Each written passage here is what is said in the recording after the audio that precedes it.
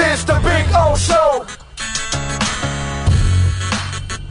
This is the Big O Show. All right, there he is, the man, the myth, the legend that is Omar Kelly. Oh, how you feeling, my man, on a beautiful Friday? I am good. Hopefully it's a good weekend. It's a good Super Bowl game, and hopefully nobody catches COVID, and we can all get together and enjoy ourselves in the company of our family and friends, and not come out with an illness. Well, hopefully they all got COVID already. That's why their immune systems are. See, but you act like we can't catch COVID again. Yeah, you can. You know you can. You can catch cold again too. Correct. I mean, just be vaccinated and boosted, so you have a better chance of surviving it. That's all. If you caught it, why get the vaccine recently? Oh no! You don't. No, you don't need to get it right away because you've got the antibodies. But what I'm saying is, if you don't have it, then you should get vaccine, because that way, obviously, it's already been proven. No matter what any of you want to try to convince yourselves of not, it's proven medically that you will survive it better if you're vaccine and boosted. That's all. Yeah, I want to know. I want to get the antibodies test because I believe I had it recently. I didn't test positive. My daughter didn't test positive. My wife didn't test positive. But if that wasn't COVID, Jesus Christ, I don't know what that was that just went through my family. And it's we're all gonna get it, bro. We're all getting it. We are. One way or another. Or had it. We're all gonna get it one way or another. Bro. It's gonna be herd immunity. It is. Yeah, and it just we have no choice. You know what I mean? But it's just vaccine and boost yourself, so that way the Russian roulette is a little easier. You know, that's all. If you're not vaccine and boosted, then the Russian roulette is, instead of one bullet in the chamber, there's probably 3 in the chamber. Yeah, and man. You know, your odds are not as good. And this should be a great warning sign for people who have pre-existing conditions. Oh, no, for sure. No, that for sure. Like, if you want your time here, you better stay on top of it. Yeah, I have 5 stents in my heart, so I'm not messing around. I'm getting vaccine and boosted. I'm going to take care of it for sure. Damn straight. All right, so your thoughts. I saw some stuff where you said McDaniel and Gase, same guy. Kind of same kind of blueprint. One's just on the West Coast offense. One's on Shanahan tree, another's on who's Gase on whose tree? Is Gase on Saban's tree? I guess he's on a stank tree. I have no idea what kind of tree is Gase on. Bro, okay, both hired to fix the offense. Both hired. That's why they were hired. Both of them. Fix the offense, fix the quarterback. Okay. That's really the comparison that I'm making. Okay, but not the personalities of the way they're completely different. No. Yes. I mean, come on. You didn't have to interact with Gase, so you don't really know. I don't have to interact with Gase or with McDaniel. I'm talking about what I see in public. Okay, what you see in public is completely different than what you got in on background or in behind the scenes. Gase was whatever Flores was behind the scenes, whatever Wanstead was behind the scenes, or whatever. What I'm seeing as in front, this is who you are, and it's not a facade. This is who you are. No, not really. I don't think so. I disagree with you. But you know, hey, Flores wasn't a boring hard ass, and Gase wasn't a quirky, weird dude, and McDaniel doesn't look like a personable, guy that's just like a smart guy. That's it. They all look the same. They all look what they are. Gase wasn't quirky and weird. Outside of his his introductory press conferences, and I will tell you that Jets press conference had way more to do with his with him not having a hat on and his insecurity about his balding than it had anything to do with anything. They weren't looking at his balding, bro. No, It had we've seen balding before. Balding doesn't do anything to us in this world, Omar. no. It was Those who all are about insecure about it. the eyes and the tacos flying around. It was eyes and tacos. Okay. I don't know what he was looking at or what the random eye movement. I mean, maybe he was looking at the people in the crowd. I don't know, because yes, it's a great viral moment. We never really got to the bottom of it. Everybody knows Gase is not weird. Like everybody there's nobody who covers him who will tell you he's weird. He's not. He started social distancing before social distancing was the thing. I'm not gonna sit here and talk about. How can you not say he's weird when he's standing all by himself all the time on the sidelines? Hey, he had on the bench, like nobody interacts with the guy. He had to fix what he had going on offensively, as we see. He could not fix it. But what people forget Omar, he's coaching a bunch of high schoolers now, right? I don't care. I don't care. To an under 500 record. And he might be running the New England Patriots offense. I don't care. No, he's not. They hired somebody else. No, who'd they hire? I forgot look it up who they hired. I don't worry about Gase. I'm trying to remember who they hired. I don't worry about Gase. Gase is catching a check. Gase will always be a millionaire. He's got generational wealth. He's had 2 jobs. He's collected 2 buyouts. Denver. 3 with Denver. No, I'm talking about 2. You're talking about head coaching. Yeah, like people. Here's the thing. Count out how many people get 3 shots as a head coach in the NFL. Short list. Lovie Smith is one of the few, and we all know he really didn't. He got the job under circumstances, but I don't worry about Gase. I don't care. But people forget that Gase coached 25 of his games and has is basically an identical record as Brian Flores. 25 games with his backup quarterback in Miami, not even counting his games with the Jets. And to me, here's why I said the comparison. They're both hired to do one single job. Fix the offense, fix the quarterback. So we're back to that again. We're, next. It does need fixing. Oh, absolutely. No question. The next one is going to be, he's going to be a defensive guy and a leader of men. We have to have more integrity and accountability in this program. It's dysfunctional. So, we'll bro, this, as I keep saying. I didn't hear him talk about any dysfunction or accountability or anything Who? McDaniel? Yeah, I didn't hear I said the next coach is going to be that guy. Oh, so you've got him fired already. They're all getting fired. Come on. But, no, I mean, eventually everybody gets fired. Everybody gets fired. Yeah. We used to be on a 4-year cycle. We're on a 3-year cycle. I give him the benefit of the doubt. I like what I saw from the press conference. I love the crying. But will it work out? Who knows?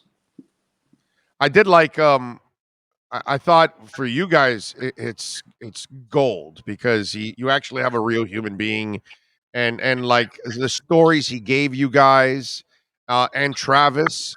I thought Wingfield did a really good job in his interview with them.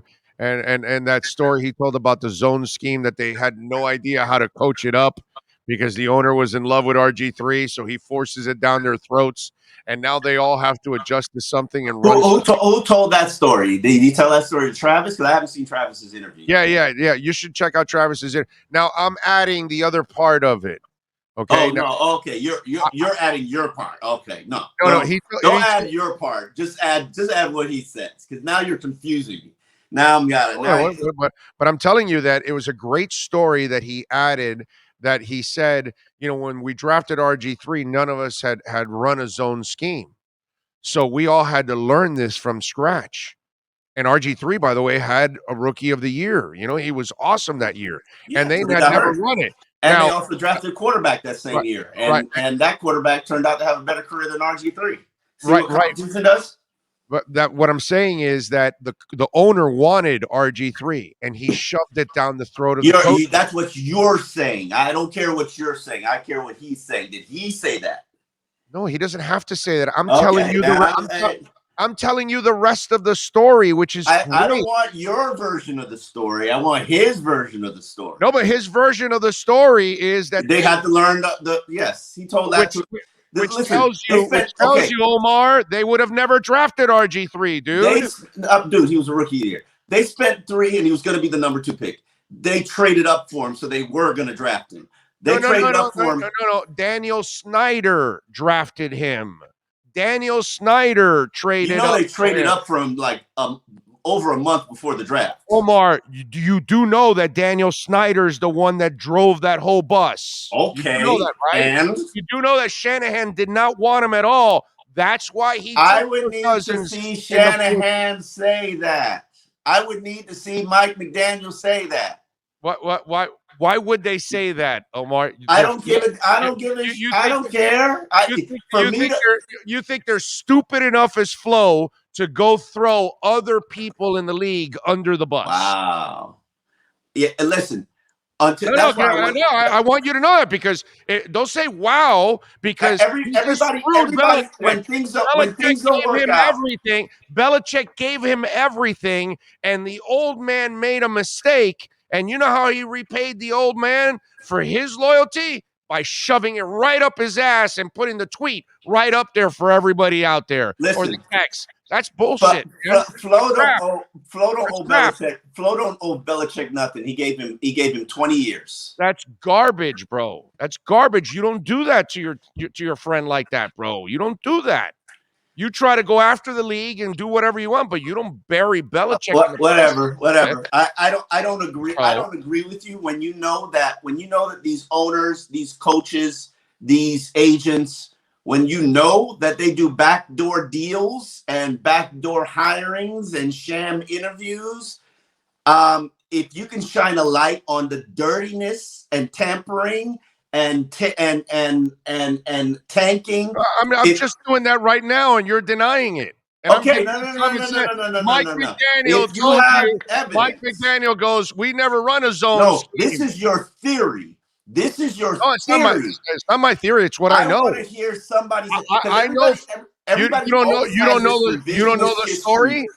Everybody always has this revisionist history when things don't go right or the draft pick doesn't. But you don't know the story. You don't know the story that Shanahan didn't want RG3. You don't know the story that Jimmy Johnson didn't want Troy Aikman. You don't know those stories. Jimmy Johnson didn't want Troy Aikman. No, yeah. I don't know that story. That's why he drafted Steve Walsh in the supplemental draft that same year, just like Shanahan took Cousins in the 4th round because great decision. He was battling Gil Brandt in the draft room, and Gil Brandt was like screaming, "You got to take Troy Aikman." Hold on, Gil Brandt was with the Washington then? No, Jimmy Johnson, dude. Oh, you're talking about Jimmy Johnson. Okay. Yes, he was with Jimmy Johnson, and that was part of the takeover. Gil was with Tex Schramm and the coach Landry, and so he was part of the transition. But he was in the personnel department, obviously a well-known personnel, man. Yeah. He's a legend, and so he was fighting for Troy Aikman. And Jimmy in the whole recruiting and in college and all that, and Troy broke his leg in Oklahoma and then went to UCLA and all that, and he wasn't a Troy fan. But half his personnel department wanted Troy Aikman. So he deferred to Gil Brandt and the personnel department, and they drafted Troy Aikman. And he still didn't believe in him, so he drafted Steve Walsh in the supplemental draft. Competition never killed anybody. Once he saw Troy Aikman play well, he then traded Steve Walsh to Chicago. Omar, you can justify stupidity all you want, my brother, but that's what stupidity on competition never killed anybody. The whole point. That's one of the. If you ever thought Steve Walsh would be competition for any NFL quarterback, Omar, you're out of your mind. I was too young. Okay, you're out of your mind. I was 8 back then. I want to know that. Okay, I was 8 back then. So I don't know. I love Steve Walsh in college. That's my favorite quarterback. Yeah, I loved him too. But he's not an NFL quarterback. I still can't tell you whether he was good or bad. I don't know. He's Ken Dorsey. He was never an NFL quarterback. All right, neither one of those guys. Hall of Fame college quarterbacks. Should have went the coaching route. They were never going to be NFL quarterbacks. Should have went the coaching route. He probably would be on his second coaching job by now. Head coaching job. Same thing happened in Washington, doggy. Listen, And I've heard all those legends and rumors and No, whatever. that's not a rumor. That's a fact. Okay, It's a fact.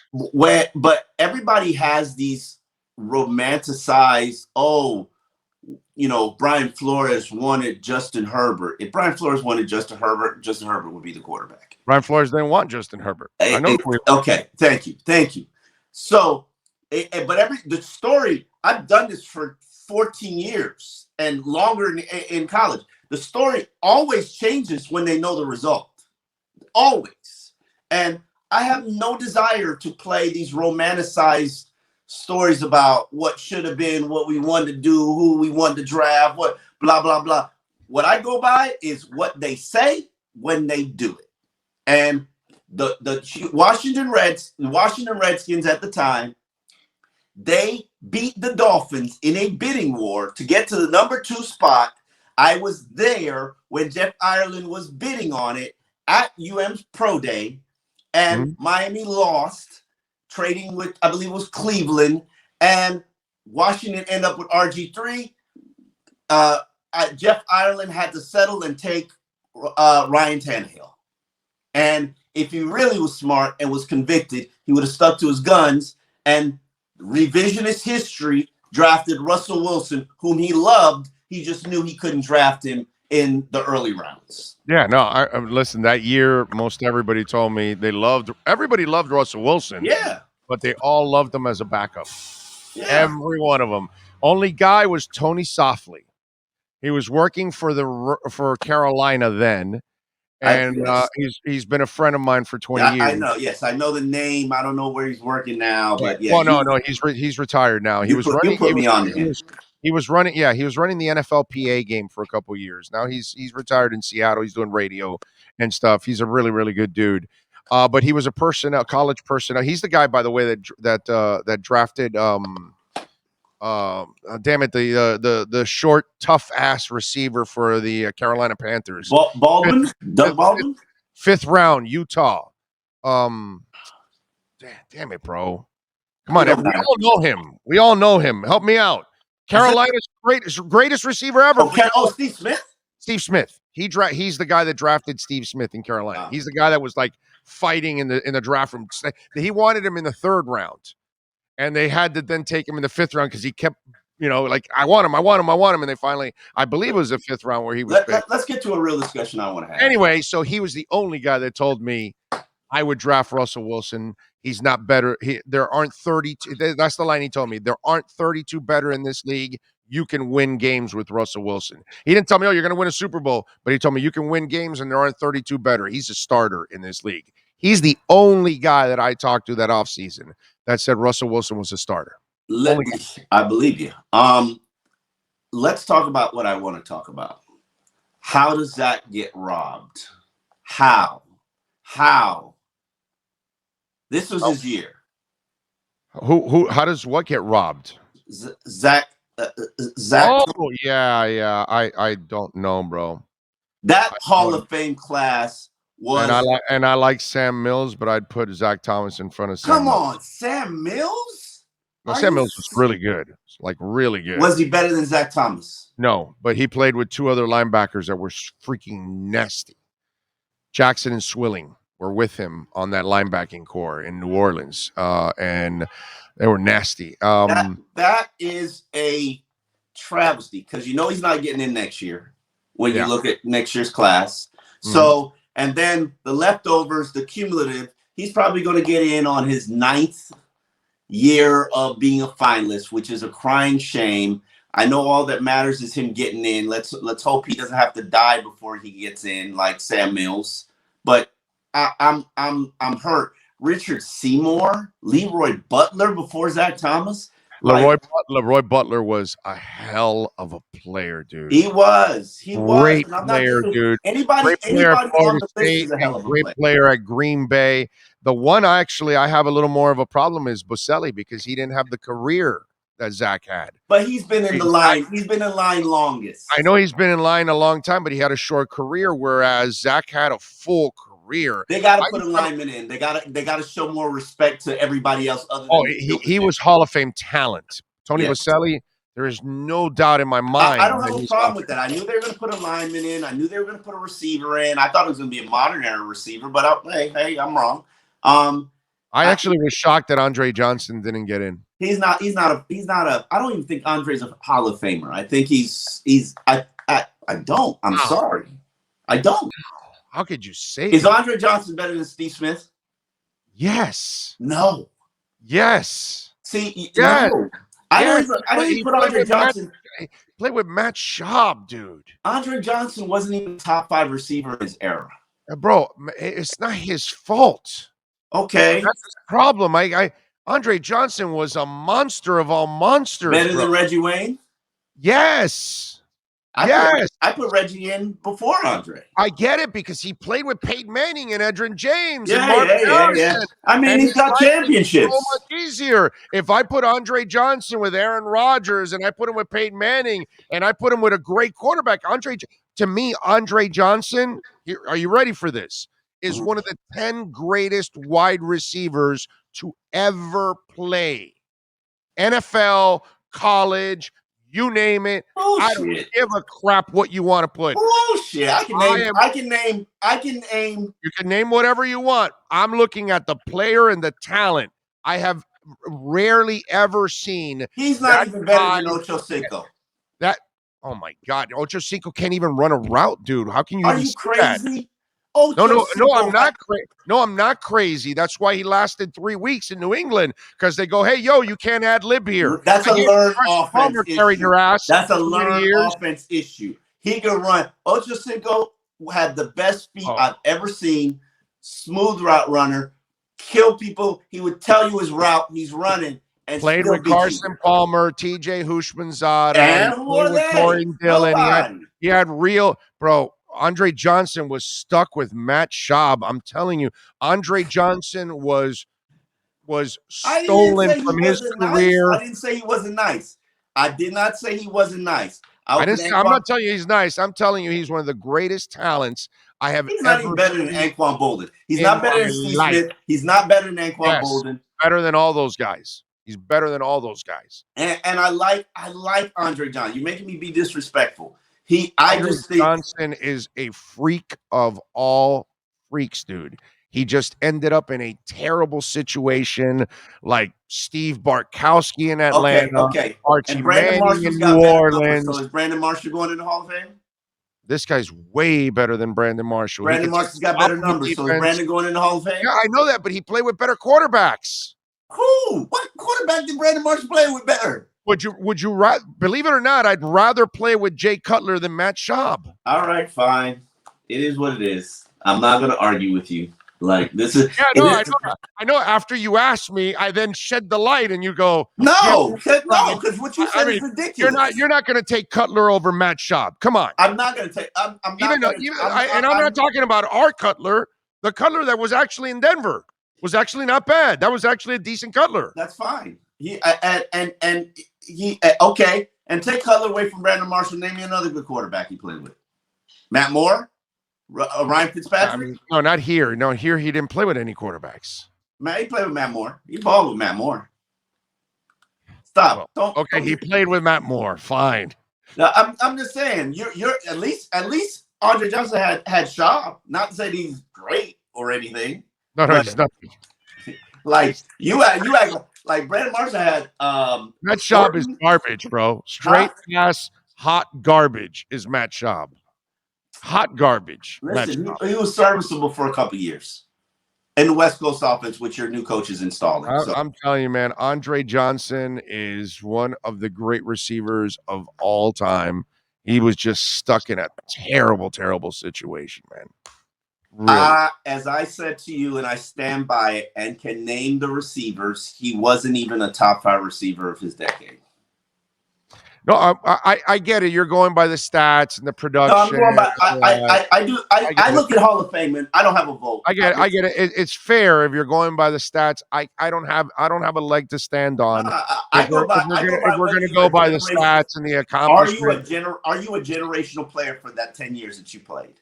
Are you the all-pro, all-decade player for that 10-year period that you played in the league? Where with 13 seasons, 7 Pro Bowls, 2 All-Star selections, 14,000 yards, 9th all-time with no quarterback. 9th all-time with no quarterback. okay, and give me Anquan Bolden. Receptions, I promise you Anquan Bolden's ahead of 1,053. him. 1,053, 8th all-time. Anquan Bolden is ahead of him. Steve Smith is ahead of him, and both of them have. I mean, no, I don't think Steve Smith has a championship. Anquan Bolden has a championship. So yeah, but Anquan Bolden played with a great defense. I mean, now we move in the bar. It's a great defense. That doesn't mean anything, dude. Randy Moss was better than all of them, and he has no championship. I don't want to argue about Andre Johnson. Andre Johnson's a great player. He's a great Hurricane. He is a legend. I don't think he deserves first ballot Hall of Fame. And there's a long list of people that I would put in the Hall of Fame before Andre Johnson, which includes Anquan Bolden and Steve Smith. Yeah, because those were better players in that generation. But you know what the Hall of Fame is about? It's about who you know, just like the NFL, whose palm you grease, who owes you a favor, who owes you a vote. By the way, wait. He had 14,000 yards, Andre Johnson? Yeah, okay. And Bolden had 13,779. Oh my God. All right. With no quarterback. Now Anquan has to wait in line behind Andre Johnson. What about Steve Smith? 77 to 82, 5 touchdown difference edge for Anquan. Anquan was a beast, baby. Okay, that's fine, but I mean, I'm just saying, you know. By the way, he has no All-Pro selections. Bolden? Yeah. Okay. Bolden. That he was a slot receiver. 2-0. Played in Megatron's generation. You're making excuses, bro. No. You're making excuses. You my personal preference. Listen, that I no one in their right minds picks Anquan Bolden over Andre Johnson. Nobody. Okay, whatever. Nobody. That's nobody. Subjective. Anquan Bolden ran half the speed Andre Johnson ran. Andre Johnson had 3 inches on top of him. Andre Johnson could take the top off of defense where Anquan Bolden could not. I'm not arguing that with you. I love Anquan Bolden, bro. But to say Anquan Bolden is a better talent than Andre Johnson is crazy. I said every level. I did not say that. I said no. You did say that. More worthy of a Hall of Fame, in my opinion. But you're saying he's better. You said he was better. You said Steve Smith and Anquan Bolden are better. They're more worthy. They're more worthy of Hall of Fame than Anquan Bolden, in my opinion. And it's just my opinion. As is every voter in the Hall of Fame. They have their own opinion. You're right. You're right. Andre Johnson is more worthy than Anquan Bolden. I like what you said right there. That was good. Rewind that on the tape. I'm not entertaining this conversation. He gave in. I'm not entertaining this conversation anymore. All right, so what's next on the coaching staff? You like the fact that they're keeping Boyer and they're keeping Crossman to keep some kind of continuity? No. Why? Because Boyer had his play calling ability taken away when the defense actually got good. Okay. So who was calling plays then? Flo and Gerald Alexander. Is that you're believing that text that was out there? I don't know what text you're talking about. Okay. All right. I've reported it. I've reported it in the story on the Hire. Players are not a fan, but it is what it is. We move on. Is it more because they were flow guys? No, I think that because Gerald Alexander's gone because he was a hardcore flow guy. No. Anyway, you don't think so? Gerald Alexander is, in my opinion, and you look at the track record, hands down the best position coach on that team. So if I'm going to fire the best position coach on that team, obviously there has to be a reason. My theory is the reason is because Boyer is threatened by Alexander, who was handling his job and responsibility, and players felt more comfortable with Boyer, the way Boyer and Flores were calling it. You were praising Boyer constantly. I do like Boyer. They were lying. they were lying a great deal. When people suspected that Boyer had been stripped of his duties, they were lying to the team. And he had been stripped of his duties. And he had been stripped of his play calling. And what happened is survival of the fittest. So you were praising a guy that really wasn't calling plays. Correct. And Flores was lying about what he was doing, which, hey, he has a right to.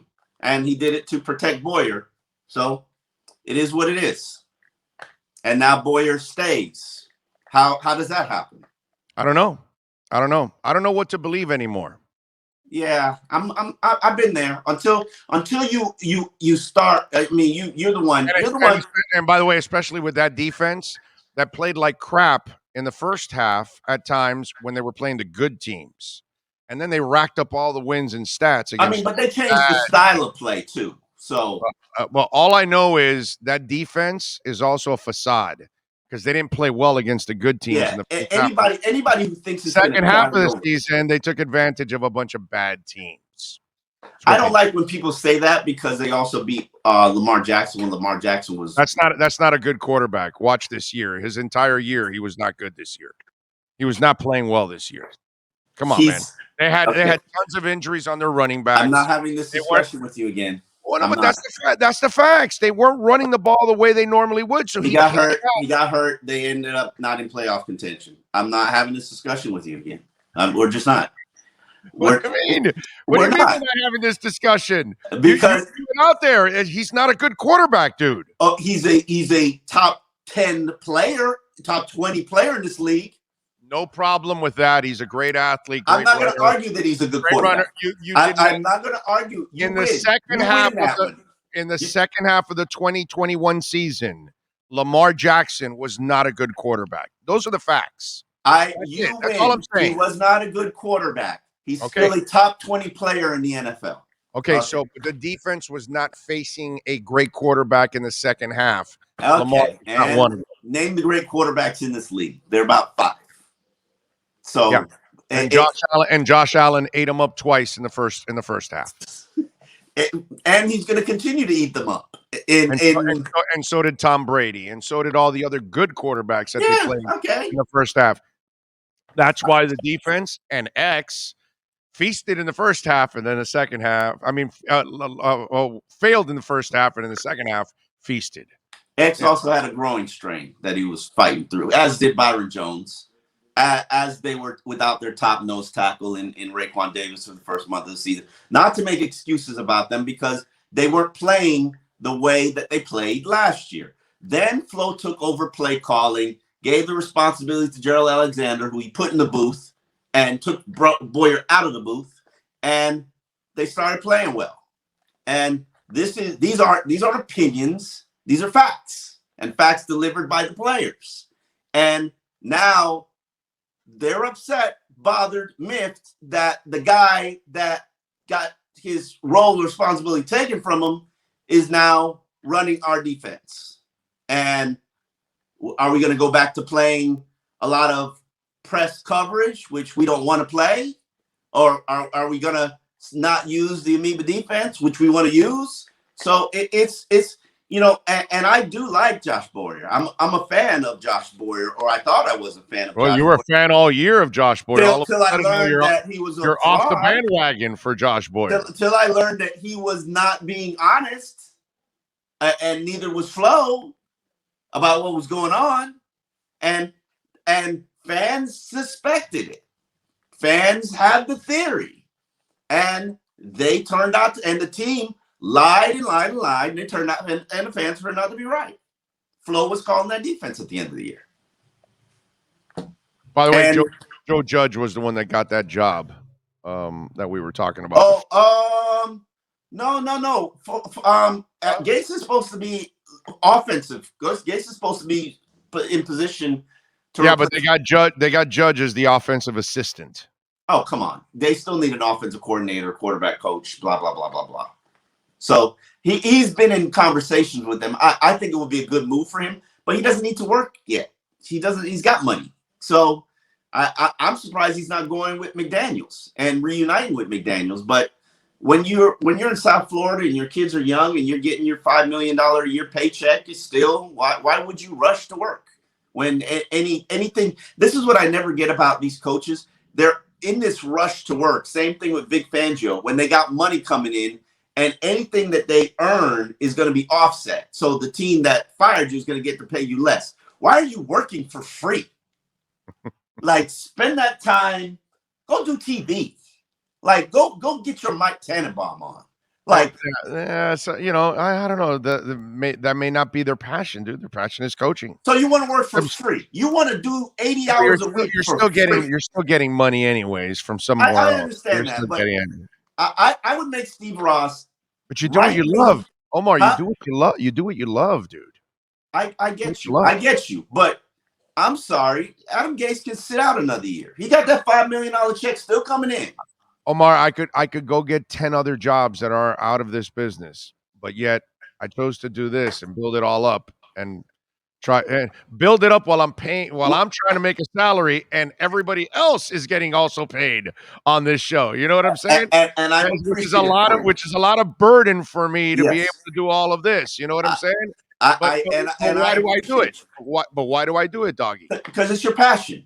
But if QAM was paying you already, and I'm working on another show for all of you guys. I was just going to ask you that for more money. Like, what's up there? But yeah, I ran into one hell of a hurdle yesterday, which is. Hey, listen, I promise you, if QAM was paying you $5 million to sit on your ass, your wife would tell you, go sit on your ass and go to the gym and give me 3 hours at the gym every day, and we'll worry about this radio stuff a little later.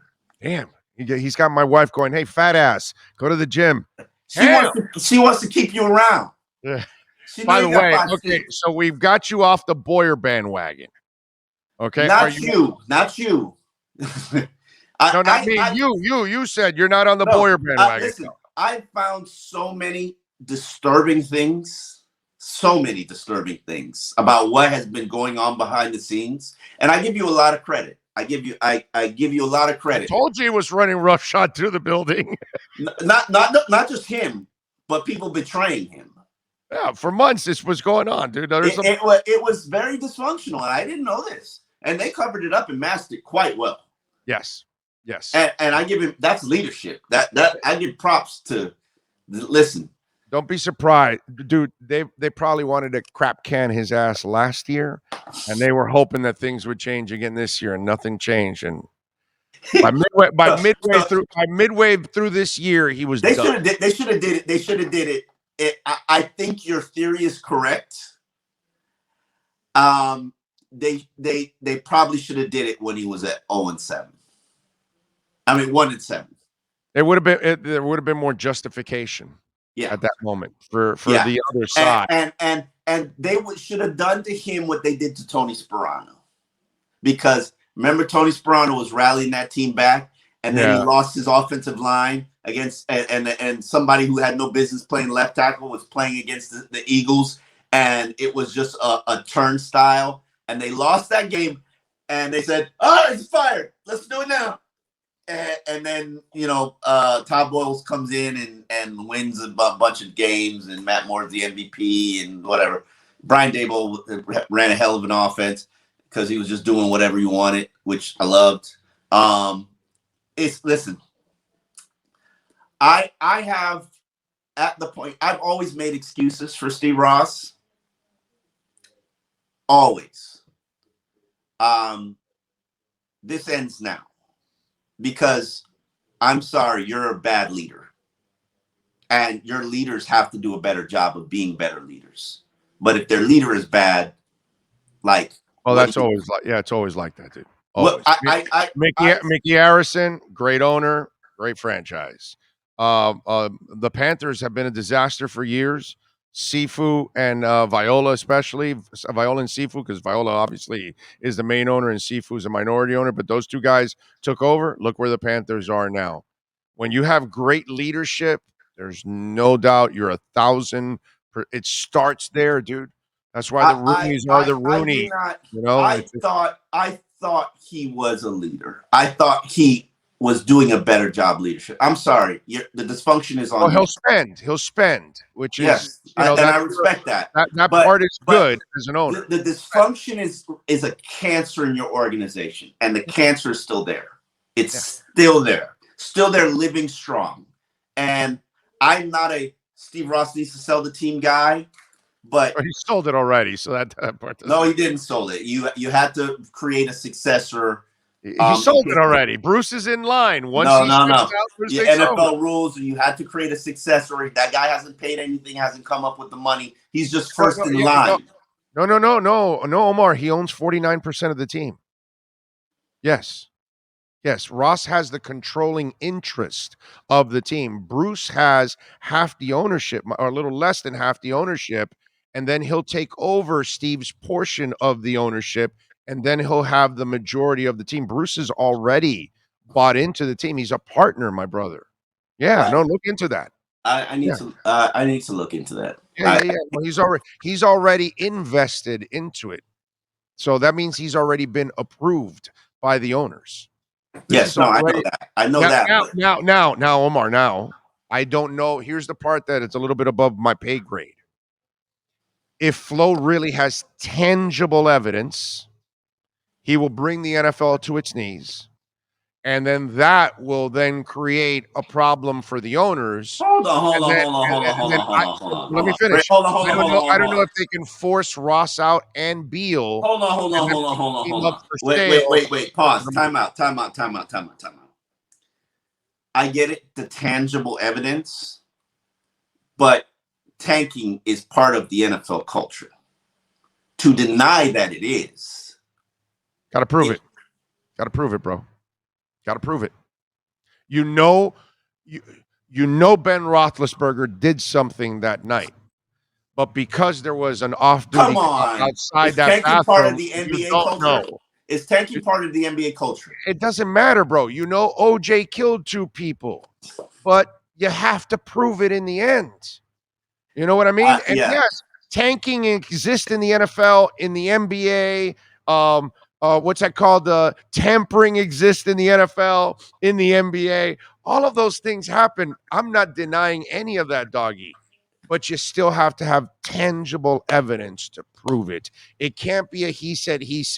He's going to have something that is recorded, some kind of paper, some kind of video.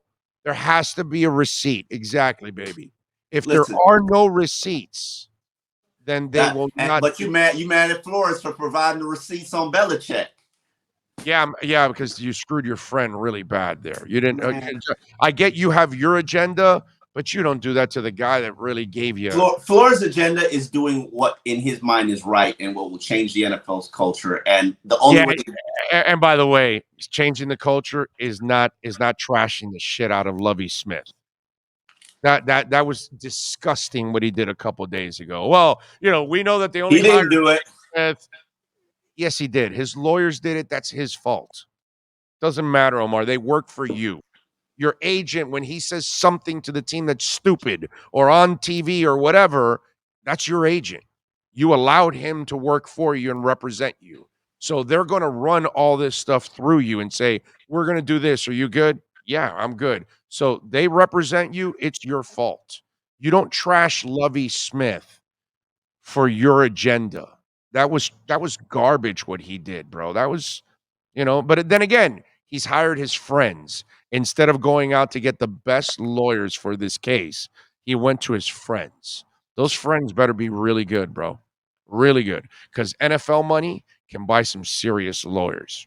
Oh, and as I said to you previously, in our earlier discussions, maybe last week, these 31 billionaires have the best lawyers on their own team, much less the lawyers that actually represent their team. Then on top of that, you add the NFL's lawyers. Trust me, there's an army of lawyers. Right. And what I was trying to tell you is if by some chance Flo has tangible evidence, then the NFL, this is the part that I don't know. It'd be out already. Well, I don't know. But the bottom line is the transition that you have from Ross to Beal, I don't know if then the NFL can then say, oh, hold on. You guys are partners. Ross, we want you out of the league. Well, Beal, I'm sorry. You can't buy this team. We're going to put it up for sale. Steven, you will get all the money once it's sold, like what the NBA did with the racist dude. No, With no, no. I Clippers. think the fact that Beal is Kinda still like that. 49%, he's probably in first shot at it. I mean, Yeah, it's really about who can raise the most money. I mean, the team sold probably about $4.4 billion. Who's got $4.4 billion? Show right, up. right, right. And And for that's Beal, that's probably he's gonna have to come up with another. If what you're saying is right, and he owns 49% stakes, and I don't know if that's correct. We'll see. I'm pretty sure he owns a little less than half. And then that's kind of part of the agreement that once Ross steps down, then he gets, the controlling interest of it. Yeah, As Ross gonna be like, I still need my money. Where my Oh, money? he's gonna get his money one way or Yeah, another. I don't. He'll get his money. You know what?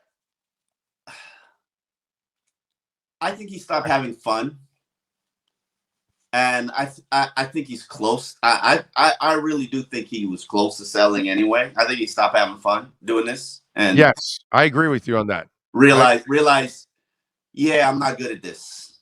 I've tripled my money. Might be time to move on. Right. And if you're Ross and you're going through a divorce and you're going through, all kinds of things, what do you need this for? And that's why this offseason and how they operate this offseason will really be telling for me, because Beal, even though he is a 40, whatever you claim is 49%, he wasn't part of this process at all.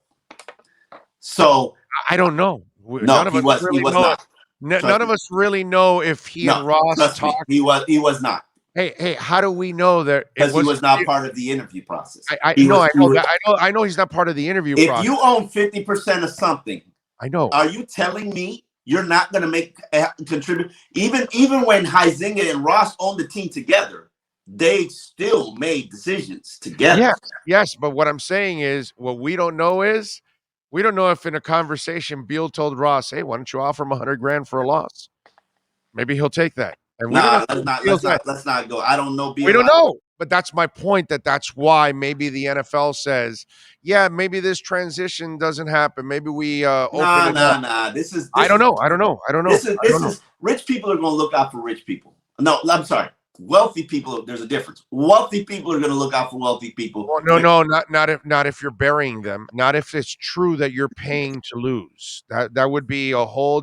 You're tying yourself now to DraftKings and BetUS and all these different. Whatever. You got to be on the up and up, Oh my doggy. God, how dare you? You got to be on the up and up. Commercials about betting, and come on, who the hell didn't know that Cincinnati and Miami were tanking that year? Who? Name one person. But again, Omar, that was it was called the Tank Bowl. It was called the Tank Bowl. While whatever perception may be out there, you still have to prove it. Okay? Yes. It was called the problem. Tank Bowl. You can call it whatever you want. You can think whatever you want. And by the way, Flo was not tanking. He was never. Flo wasn't tanking. Okay, so then there was no tanking ever going on. Doesn't matter. Everybody else was tanking, but Flo wasn't tanking. But the coach was not tanking. He was coaching to win the entire season. So we got to leave that out already. That Pittsburgh game at halftime, I don't know about all that. There's no tanking going on. The coach did not want to tank. You can tell he wasn't tanking. While you watch him coach, you can tell that he's coaching to win. That was Pittsburgh at halftime. That was a tank call. All right, one more thing on the Crossman thing. So you're on or off the bandwagon on the special teams side? His unit sucked last year. Now, okay, so Omar Kelly is hoping that they fix the offense. It sucks that they kept Boyer and Crossman. We move on. Listen, no. I have respect for Boyer for what he did the previous 2 years, but his unit, in his own words, sucked last year. Okay. And that's the problem that I always have with rookie head coaches. They can't hire a quality staff. Now, if he lands Curtis Johnson and lands an accomplished, proven offensive line coach, lands a accomplished, proven quarterback coach, I will change my tune. We'll change it. But you got to show me. That's my biggest issue. And I've said this for over a decade because we keep hiring goddamn rookie coaches. 4 straight. The biggest issue with rookie coaches ever since Tony Sperano is they cannot hire a quality staff. Yeah. Now, I like some of the moves he's made. And I hear a lot about some that could be coming. Intriguing. Has my curiosity. Deliver it. Land it. Because I know money. I know money is no object. Yeah, everybody's in a prove it mode right now, my brother. Everybody. Yeah, that's fair enough. There's nothing wrong with that. And I don't have anything against him, Mike McDaniel. We'll see what you do. We'll see how you are. Oh, you gotta love it. You should love it, dude. You got a human being in there that actually will give you, bro. You're gonna be able to write stories. I don't care about that.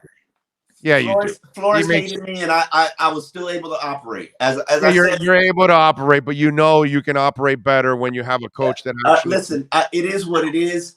As I say, if I'm still doing this, I'm like a virus. You're not going to get rid of me. You're You're retiring like Joe Rose is. Stop that, because he ain't retiring. Number one, no, not anymore. Stop that. Left another month, 2 months. He's not retiring, and you're wrong. But you listen, Joe Rose still cashing his paycheck and enjoying his life. Okay, yeah, there's no doubt about it. Well, he ain't giving up them Sunday drinking with Marino. He's enjoying his life. He may not be enjoying working at that place, but he is enjoying his life. He's not giving up his Saturday drinking with Marino on the road. It's not happening. So let's put that to rest. It's it is what it is. Okay. Yeah, I mean, I don't know. I don't know what my future holds. I'm not sure I could do this much longer, to be honest with you. Just to be completely transparent. So you need the Dolphins to win to keep you sane, is what you're saying. I've said this for years, and I mean it more now than ever. I think the Dolphins have taken away at least 7 years of my life. And all of us. No, when you got to wake up, when you got to get midnight calls and 1 a.m. calls, and you got to wake up at 6 a.m. to deal with this stuff, and you got to listen to players bitch and moan and complain, and you got to be the advocate for them. Like, it's stressful, bro. And then you got to be on this wall for this fan base because they live and breathe and die for this team. And then they come to you and they ask you, is this franchise dysfunctional? And you got to tell them, yes, it is. It is. Absolutely. And they can't get their act together. And no matter what they do, they still can't get their act together. And then you hear about all that's going on still. And you're like, God damn, why can't you get your act together? Like, you like this organization, man. I've never been at this depth of. Remember this, Omar. You're getting paid to cover them.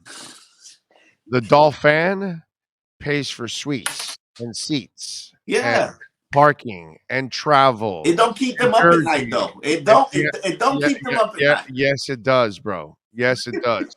And then they get the notice from the Dolphins about renewing their season tickets. And then they've got to go through the hell and the burden of thinking, do I renew them? Is it worth it? Man, it's a lot of money. It's an abusive relationship. So whatever hell you think you've gone through, I think the Dolphin that invests their emotion and their finances, they're probably you don't think the Dolphins in a much worse place than you are. You don't think the Dolphins' shittiness has negatively impacted my I think it's affected all of us, my brother. Of course. But I would put the fans that spend their money, their hard-earned working money for that entertainment, for has been entertaining, and has been very heartbreaking. I would put them number one over anything or anyone in the media, my brother. Those are the people that I feel for the most. Man. Okay? All right. When I watch NorCal and Doll Freaky and Big E and all these kind of cats that they travel all over the place and they're spending money on their gear and hotels, airplanes. and this team doesn't win jack for them. And they buy and invest in Chad Henne bobbleheads. Yes, man. The Chad, Yes. I keep Those are the number one people in my heart that I bleed for, bro. I keep this Chad Henne bobblehead as a memory about building a foundation on a mediocre quarterback is a bad idea. It sits right in my desk and it reminds me. It bobbles and it sits there. And it reminds me. That bobblehead actually has more hair than the real one. No, Chad has a gorgeous. No, it's not gorgeous. Matt Moore's hair is gorgeous. Chad has a good head of hair. There's no balding there. There's no thinning. It was a little thinner than that. Well, if I remember. No, you know what it was? It was lighter. That's what it was. He always had that buzz cut. And he had that buzz cut. Yes. Yeah, he looked like the. Hey, listen, he should get into coaching because at this rate, he'll probably be an NFL head coach in 5 years. Considering they love to make mediocre quarterbacks coaches in the NFL. Oh God! But the only problem I think of when I think of Chad Henne, I also think of zero personality. Oh God, yeah, I forgot. Yeah, so I'm wondering how does he connect? Like I'm watching Mike McDaniel, and the story he even told how they said Kellen Moore has zero personality too. By the way. Yeah, well, listen, but the story he told like 15 years ago, we weren't dealing with ADD and how we dealing now, and you got to bring with energy, and you got to be colorful in the way you teach and all. And I never thought of that, and I was like, wow, because you've got it to reach these younger people who have a very short attention span. It's tough, you know what I'm saying? So these kind of things, you got to have some personality. And obviously you see it with Mike, but wow, Chad Henne? Ugh. Oh, God. I don't know about that one, bro. All right, what are you working on the Sun Sentinel so folks can check you out? To the good times. I've got a... Hey, I wish you were in your studio so we could cheers bobbleheads. Yes, my Fiedler bobblehead. Oh yeah! Oh my God! I have a Fiedler bobblehead. No, what you said, I have the Tua and Dan Marino pops, but I have a Fiedler bobblehead, which I mean, although it's a much more successful bobblehead, the one I have, than the one you have, of course. But that's neither here nor there. It's a reminder. It's my trophy. It's my reminder that mediocrity will always result and produce mediocrity. Unfortunately, it is the truth, my brother. And I'm not saying this had nothing to do with Tua and on. Don't think that I'm making it. If I could buy a Tua bobblehead, I would buy it. Send me links. No, you're not allowed. You're not allowed. Send me links to Tua bobbleheads. Oh, you bastard! You'll go to Hialeah and you'll make it a voodoo doll with some old lady doing Santeria in Hialeah. I love Tua. You'll ruin Tua for us. No. I hope this works out for him. I am a believer in Tua. I hope this works out for him. I really do. And I hope your nose is growing right now. No. Everybody who follows me knows I'm telling the truth. I'm not allowed on Tua and on, and folks, that's fine. do not send him any Tua dolls. Do you not kick me out of Tua and on. Conversations. I'm fine with He's that. Not one of us. Did you kick Cam Wolf out of Tua and on? Is he off? I didn't know he was off. Remember, you were supposed to confront him about the Tua jokes that we had at my. I did confront him. No, I did confront him. Of course. So is he still in or is he out? Oh, he's still in. He was just saying that. Go ahead, Sean. I was going to say, Omar. He kind of threw you under the bus, saying that you guys were drinking, and that's why the words were flowing. We were drinking, but he had his fair share of jokes too. Yeah, he kind of felt out of place, and so he kind of went with it. Okay. By the way, we have a Tua bit that we have not played. Do we have the audio? Can we play the audio? Listen, I don't think I have it here right now. We have a Tua bit that we created, but it things changed, so we didn't play the bit just to not have a little fun with it. Yeah. But, it was about Tua's durability issues at that time, and we created something that was actually pretty funny. One of our guys created it. We were gonna make a video to it and all that, but we kind of held off on it. I don't know if Sean finds the audio in time. Listen, but it's funny. This is gonna be good for Tua. A run game, brick wall of an offensive line, outside zone running scheme. And you asked me what I'm working on. I wrote a column on the Sun Sentinel. You can find it. It's kind of buried with all the coaching news. Basically explaining what Mike McDaniel's offense is going to look like and how it's going to impact some of the personnel. Like Gesicki, wait, bye-bye. Wait, bye-bye, Big O. Wait, bye-bye. You know, and I do think these backs fit what he's trying to do. Duke and what's the other back? I forget the other back from Denver. They come from, and he's an outside zone. What is his name? God dang it. I know you're trying to find. What, Philip Lindsay? You're talking about? Yeah, Philip Lindsay. Lindsay's an outside zone runner.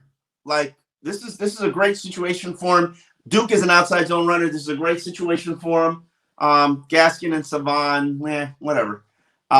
So, you know, and I'm sure they'll go and they'll get it back in the draft. This is, I mean, what he's done with the 49ers, they're running back by committee. So they don't need a big workhorse back. And if you do want a big workhorse back, go get Melvin Gordon or somebody in free agency or draft one. So I think they'll be fine there. But tight ends, your boy's days are numbered here, right? Oh yeah. Well, it all depends because he does talk about changing with what players you have. So I wonder if he'll use him as a big receiver for one more year. That's such a horrible idea, though. I don't, dude. I'm not the offensive coordinator. He is. He knows more than you and I together. Cool. So I don't know if he can use him or not. You want to throw wide receiver, Bill? Go ahead. All right. So this is a Tua bit that we came up with. I don't know if Sean can find it.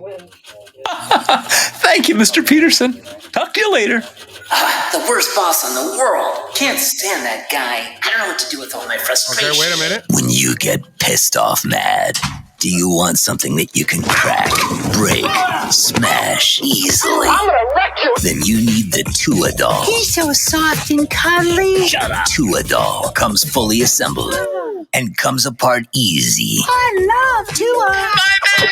That's not. My finger. Ouch. Any resemblance to an actual NFL football player is strictly coincidental and does not advocate in any way violence. Batteries not included. Hey, you play that, you get kicked out of Tuanon yourself. Yeah, I know. But that was right in the whole finger thing and all that. So we kind of that's going to challenge your Tuanon membership. I think they're going to have to take you off the board of trustees. You got to have some fun with it, you know. I had you around me, you influenced me, so I just don't blame it on me. Don't blame it on me. Listen, anyway, I didn't create it. They came to me with, and I said it is kind of funny. It's going to threaten your Tuanon membership. It might, but who knows? We might save it for another injury down the line. I love Tua. I love everything that he represents. I just need him to be a better leader, need him to be more durable, and need him to improve his velocity. That's it. He'll be fine. He'll be an ass kicker. He'll be a franchise quarterback, and I hope so. Winners soon. So the people who are in positions of power right now, they believe in him. So they tanked for him. So. All I know is I think this time next year I might be in Arizona rooting on the Dolphins. Who knows? You just never know. You know, and just all that good stuff. All right, follow him on Twitter at Omar Kelly and catch his work. Does the Mike Shanahan and I need to look this up this year? Any Mike Shanahan disciple as a head coach from this young tree, whatever they call themselves, I forget what it is. It's some name that their agent came up with. Does any one of them have a losing record? Because I don't think they do. No, they don't. Kyle Shanahan has a loss. Started with some losses. Yeah, but he's had success overall. He's been a good coach, man. Yeah. The other two guys are doing really well right now. No, it's a good. It's not the Belichick rotten ass. Oh yeah, no. And that's why this is the tree I like. This is the tree I like. Can we just say that Belichick are roots because they're underground and they smell and they stink? A tree is refreshing and green and beautiful. You know what I'm saying? So the Shanahan tree is green and beautiful. The Walsh tree is green and beautiful. The Andy Reid tree is green and beautiful. But the Belichick tree is some swampy ass roots stuck in somewhere in the, disgusting place. It's That's in the swamp in New Orleans. Listen, hey. I'm not picking a certain city. No, that's I'll leave it. He said that, not me. Okay, go ahead. Oh yeah, I forgot you had your beef with New Orleans. I don't want to have any beef with New Orleans. I mean, I like the Hurricanes. No, is it what beef is it with the Alabama people? I like Pat O'Brien's. I'm good with that. No, I'm good with Alabama people too, bro. I'm the part-time mayor of Mobile, bro. Are you kidding me? You're right. That's correct. I own that freaking town. So, but anyway. All right, follow him on Twitter at Omar Kelly and catch his work at the South Florida Sunset. No, Omar, you're the best. Have a great weekend, my brother. All right, talk to you later. You got it. There you go, Omar Kelly.